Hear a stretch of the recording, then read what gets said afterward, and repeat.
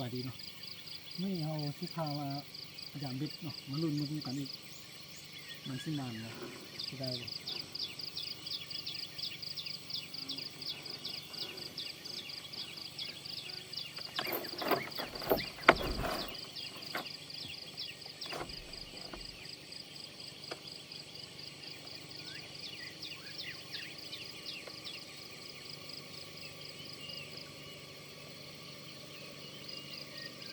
ไหนจะมาพึ่งชน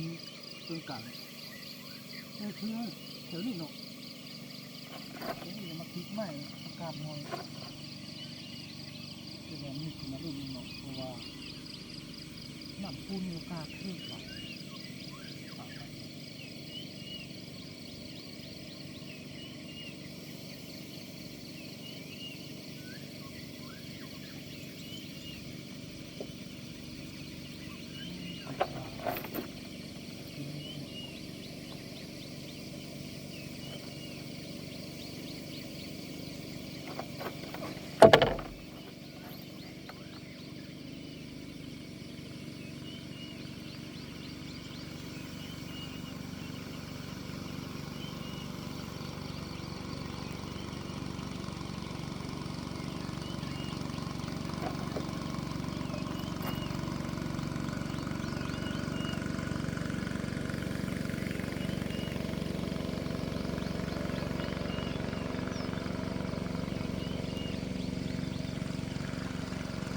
แถวนี้เนาะกันเนาะกล้องทึกแถวนี้หรือว่าเนาะ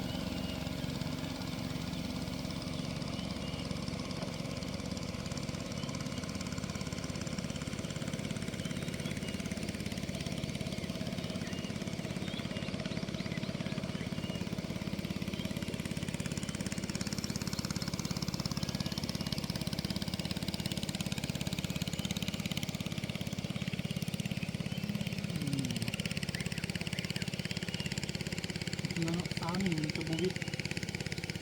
พัฒนาตลอด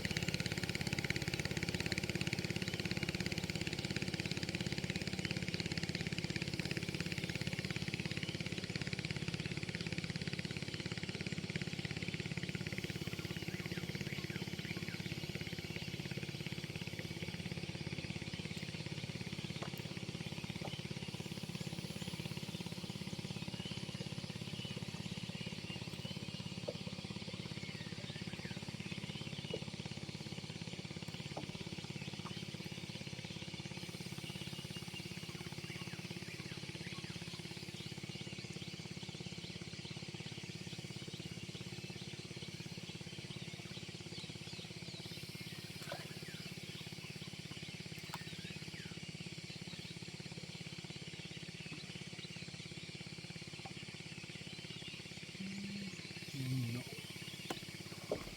มีกระบาสุกอีกบาสุกกับการพยายามเบ็ดเนาะเพราะว่าทีนี้เราจะมาใส่ไม้เนาะใส่ตรงนี้วางแต่ว่ามันลุ่มมันกันมันคือมีเปล่าคือบอก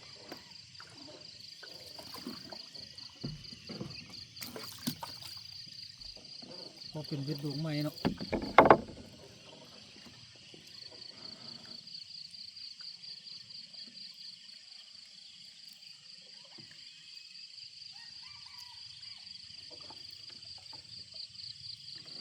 ลุ่มมันกัน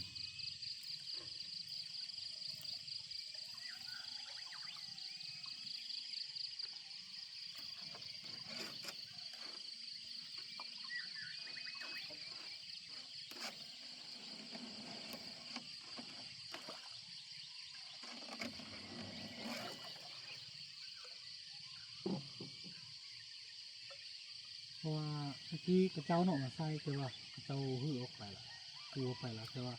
เอาสมาใส่ทอดแทน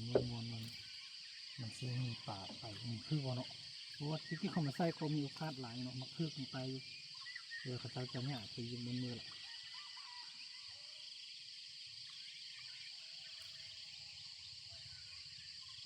มันรุ่นเนาะนี่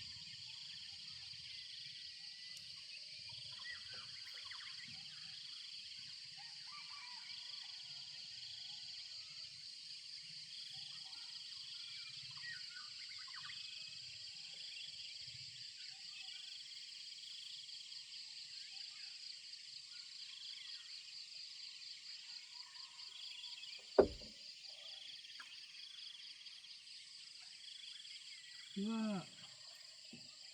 คลิปนี้จะเป็นคลิปหนึงที่เขาเจ้ากู้ขึ้นหลังเพราะว่าเขาเจ้าคือจะใส่บนไม้เนาะแต่เฮานี่บ่มีเวลาบ่มีความพร้อมที่จะเนี่ยไปป้อนไก่ที่ว่าเขาใส่ผลใจเนี่ยลองมารุ่นหนึงโอเคคือแถวนี้ก็โอเคอยู่เนาะ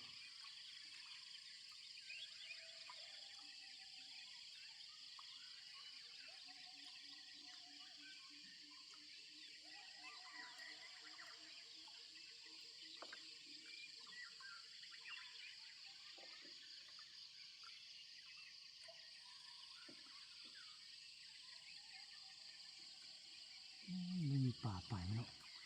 ท่านน้ำพุนนี่น้ำพุนนี่มักได้เนาะเพราะว่าปกติถ้าใส่น้ำพุนนี่ป่าไปก็จะเป่าดี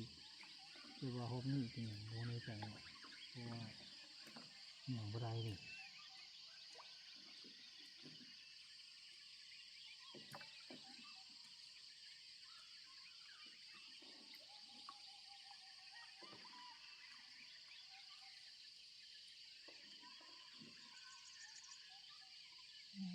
ปลาขาวผมมาทึกเสื้อกันปลาแบบเตียงหาดทรายแบบนี้เนาะตะกี้จะเป็นหาดทรายเนาะก่อนจะนำทุกคนคือสีเนาะปลากดปลาขาวเอาดี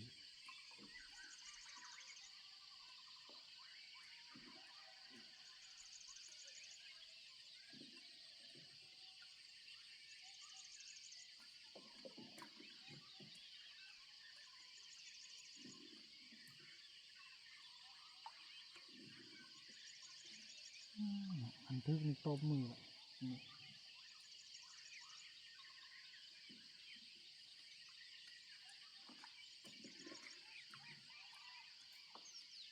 ี่ดีเนาะ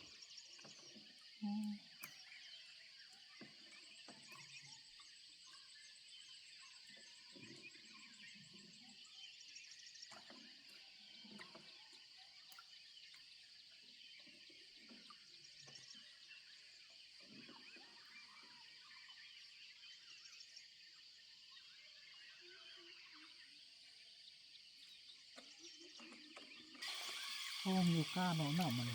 คุณเอาใส่มีโอกาสติดไหล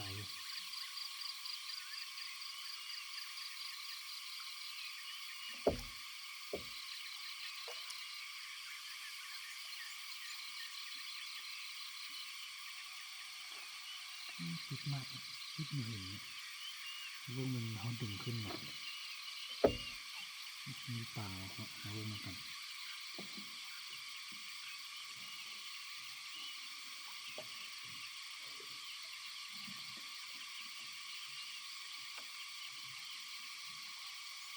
ดึงขึ้นเนาะดีที่มันดึงขึ้นง่าย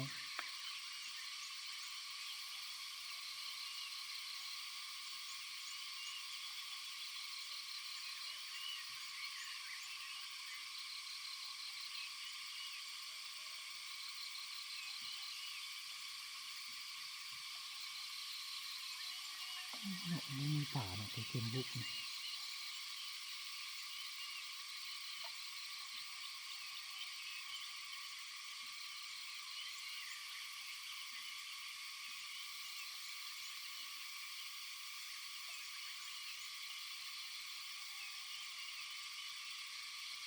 หลายนะคือแคมนี่เนาะแคมมันอ่ะสลาดเรือแคมเป็นใหม่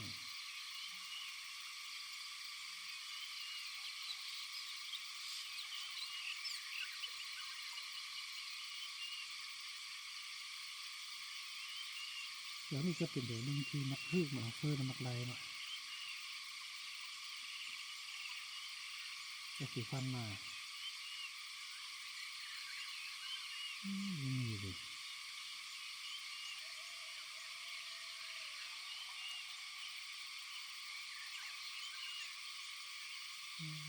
เป็นบุก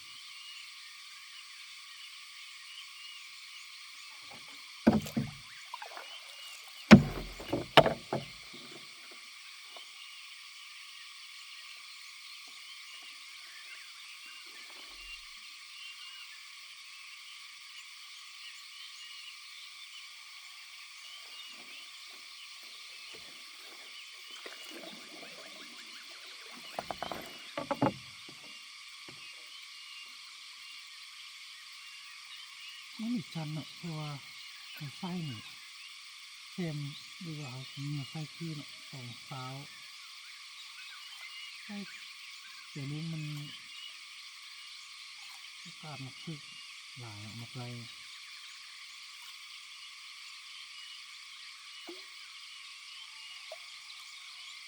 บ่มีเนาะ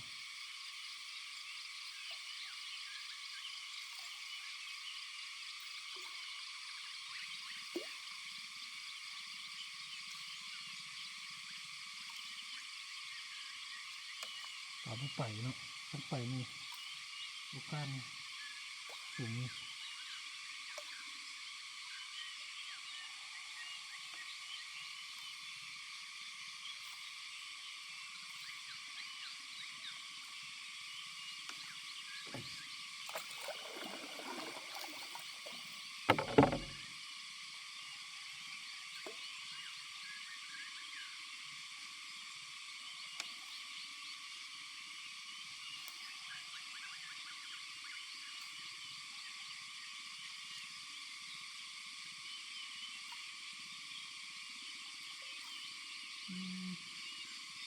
ตาบ่ไปดีเนาะ